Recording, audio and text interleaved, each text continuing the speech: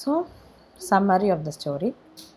The poorly run manor farm near Wellington, England, is ripened for rebellion from its animal populace by neglect at the hands of the irresponsible and alcoholic farmer Mr. Jones. You must be familiar with Mr. Jones, the drunkard, the owner of the farm, that is manor farm. Okay. One night, all the animals at Mr. John's manor farm assemble in a barn to hear old Major, a pig. He described a dream he had about a world where all animals live free from the tyranny of their human masters. Now, Old Major dies soon after the meeting, but the animals, inspired by his philosophy of animalism, plot a rebellion against Jones. Two pigs, Snowball and Napoleon, prove themselves important figures and planners of this dangerous enterprise. If you are caught, you will be executed. Okay. When Jones forgets to feed the animals, the revolution occurs and Jones and his men are chased off the farm. Manor Farm is renamed Animal Farm, and the 7 commandments of animalism are painted on the barn wall. Initially, the rebellion is a success. The animals complete the harvest and meet every Sunday to debate farm policy. The pigs, because of their intelligence, become the supervisors of the farm. Napoleon, however, proves to be a power hungry leader who steals the cow's milk and a number of apples to feed himself and the other pigs, against the rule of animalism. He also enlists the services of Squealer, a pig with the ability to persuade the other animals that the pigs are always moral and correct in their decision. Okay. Now we can see the 7 commandments. Whatever goes up 2 legs is an enemy. Whatever goes up 4 legs or has wings is a friend. No animal shall wear clothes. No animal shall sleep in a bed. No animal shall drink alcohol. No animal shall kill any other animal. All animals are equal. These are the 7 commandments of animalism. So this is sticked on the walls of the wall of the barn. And all the animals after the rebellion under the leadership of Napoleon and Snowball, including them, should follow all these 7 commandments. Okay, now they are happy, but Napoleon is plotting something. Later that fall, Jones and his men return to Animal Farm and attempt to retake it. Thanks to the tactics of Snowball, the animals defeated Jones in what thereafter becomes known as the Battle of the Cowshed. This is important. Okay, so that Battle of the Cowshed, in that battle, the animals defeated Jones and his men. Winter arrives and Molly, a vain host concerned only with the ribbons and sugar, is lured off the farm by another human. Okay. Snowball begins drawing plans for a windmill which will provide electricity and thereby give the animals more leisure time. But Napoleon vehemently opposes such a plan on the grounds that building the windmill will allow them less time for producing food. On the Sunday that the pigs offer the windmill to the animals for a vote, Napoleon summons a pack of ferocious dogs who chase Snowball off the farm forever. Napoleon announces that there will be no further debates. He also tells them that the windmill will be built after all and lies that it was his own idea stolen by Snowball. For the rest of the novel, Napoleon uses Snowball as a scapegoat on whom he blames all of the animals' hardships. We are familiar with these kind of tactics, as we know that the politicians they blame other politicians for the mistakes, for the backwardness of the country. It's a very common sight. Okay, just like that, Napoleon uses Snowball as a scapegoat on whom he blames all of the animals' hardships. Much of the next year is spent building the windmill.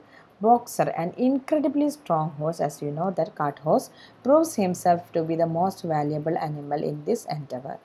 Jones, meanwhile, forsakes the farm and moves to another part of the county.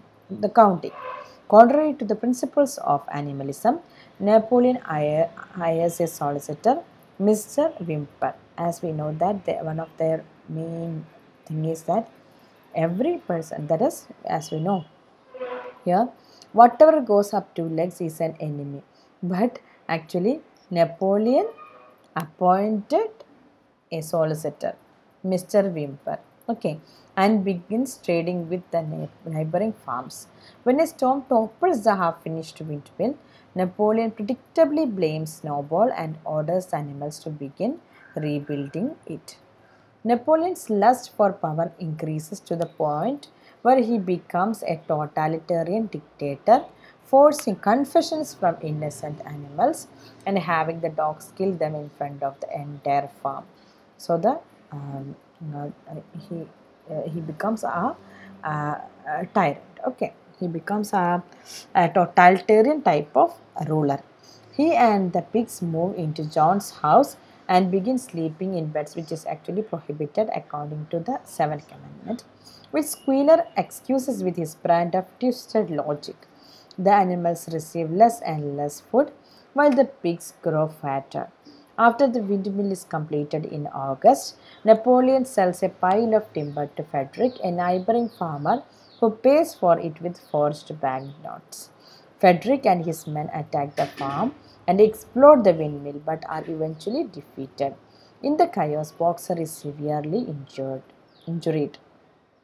As more of the second commandments of animalism are broken by the pigs, the language of the commandments is revised. For example, after the pigs become drunk one night, the commandment "no animal shall drink alcohol" is changed to "no animal shall drink alcohol to excess."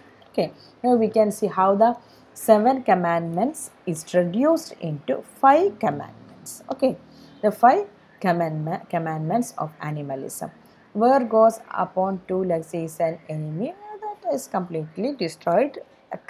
They cut it down, and then whatever goes up up upon four legs or has wings is a friend, which is also cut down. No animal shall wear clothes. Now, they also wiped it out. Now the new one is four legs good, two legs better. Okay, four legs good, two legs better. No animal shall sleep in a bed with sheets. No animal shall drink alcohol to excess.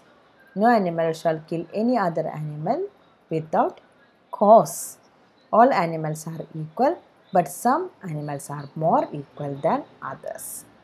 So, this is the way how they manipulated, they twisted the seven commandments and then they reduced it into the five commandments of animalism. Okay.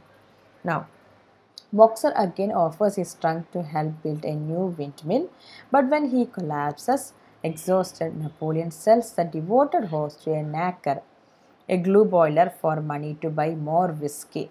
Squealer tells the indignant animals, they were really angry, that Boxer was actually taken to a veterinarian and died in a peaceful death in a hospital. Okay, a tale the animals believe. Years pass and Animal Farm expands its boundaries after Napoleon purchases two fields from another neighboring farmer, Pilkington. Life for all the animals except the pigs is harsh.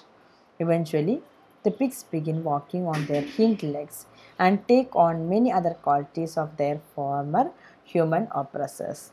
The seven commandments are reduced to a single law. First, they reduce it to five, then finally to a single law. All animals are equal, but some are more equal than others.